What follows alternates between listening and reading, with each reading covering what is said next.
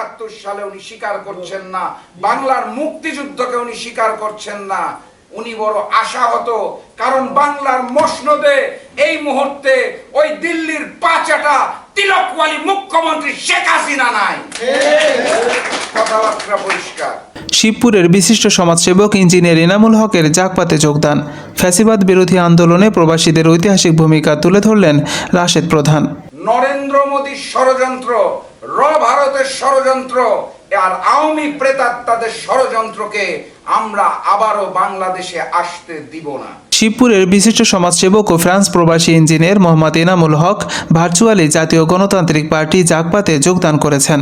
এই উপলক্ষে 17 ডিসেম্বর মঙ্গলবার বিকেলে রাজধানীর পল্টন কার্যালয়ে আয়োজিত অনুষ্ঠানে তিনি বলেন, 64 জন আওয়ামী লীগের দুর্নীতিবাজের বিরুদ্ধে আমাদের দলের প্রতিষ্ঠাতা যিনি প্রতিবাদ করেছিলেন এবং সেই প্রতিবাদের ফলস্বরূপ ওনাকে একজন নিরপরাধ মানুষকে, একজন দুর্নীতিবাজের বিপক্ষে যিনি দাঁড়িয়েছিলেন এরকম একজন দেশপ্রেমিক মানুষকে কারাবরণ করতে হয়েছিল এবং কারাবরণ শেষে আজকে আমাদের এই রাজনৈতিক প্ল্যাটফর্ম, রাজনৈতিক দল জাগপা, জাতীয় গণতান্ত্রিক পার্টি, আমি খুবই আনন্দিত।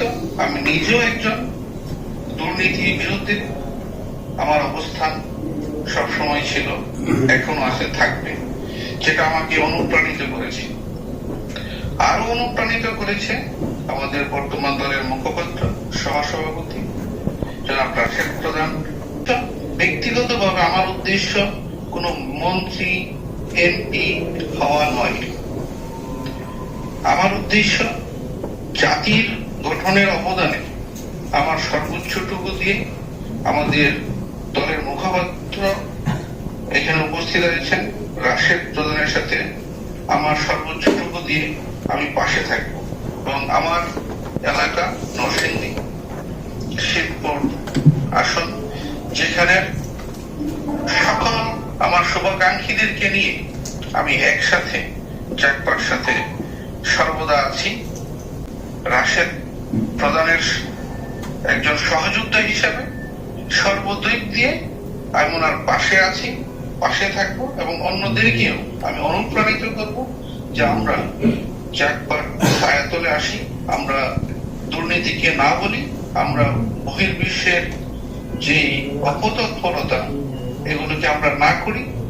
এই অনুষ্ঠানে প্রধান অতিথির বক্তব্যে জাগপার সহসভাপতি ও দলীয় মুখপাত্র রাশেদ প্রধান প্রবাসীদের ভূমিকা ও অবদানের প্রতি কৃতজ্ঞতা প্রকাশ করে বলেন, কথা বলতে চাই। একজন উচ্চ শিক্ষিত মানুষ যিনি ইঞ্জিনিয়ার পদ ধারণ করেন এবং উনি দীর্ঘদিন শিক্ষকতা পেশার সাথেও নিয়োজিত ছিলেন, পরবর্তীতে উনি একজন সফল ব্যবসায়ী, সেই এনামুল ভাই শুধুমাত্র ফ্রান্সে বসে বিলাসী জীবন যাপন করছে এবং সামনে ক্ষমতায় আসতে চায়, এই কারণে ওনার রাজনীতিতে আসার কোনো ইচ্ছা নাই। ওনার সাথে আমি দীর্ঘ সময় কথা বলেছি, তার সম্পর্কে শুধু তার মুখে শুনি নাই, এলাকার মানুষের কাছে শুনেছি এবং খোঁজ খবর নিয়েছি। খোঁজ খবর নিয়ে আমি জানতে পেরেছি একজন প্রবাসী হিসেবে একটা মানুষের যেই দায়িত্ববোধ থাকা উচিত, সেই দায়িত্ববোধের জায়গা থেকে এনামুল ভাই দীর্ঘ সময় ধরে তার এলাকা, নরসিংদীর এলাকার মানুষের পাশে রয়েছেন। একজন সমাজ সেবক হিসেবে সমাজের প্রতি তার যে দায়বদ্ধতা, সেই জায়গা থেকে তিনি কাজ করেছেন। একই সাথে সাথে বৈষম্য বিরোধী আন্দোলন, যেই আন্দোলনে ছাত্র জনতার সাথে আমাদের মতো গণতান্ত্রিকামী রাজনৈতিক দলরা রাজপথে ছিল, যেই আন্দোলনের মাধ্যমে ফ্যাসিস্ট শেখ হাসিনাকে আমরা ক্ষমতাচ্যুত করে দেশ থেকে তার নিজের দেশ ভারতে পালিয়ে যেতে বাধ্য করেছি, সেই আন্দোলনের পিছনেও এনামুল ভাইয়ের একটা বড় ভূমিকা ছিল। আমরা বাংলাদেশকে ফ্যাসিস্ট শেখ হাসিনা মুক্ত করতে পেরেছি, স্বৈরাচার মুক্ত করতে পেরেছি। এখন দায়িত্ব হচ্ছে নতুন করে বাংলাদেশকে গড়া।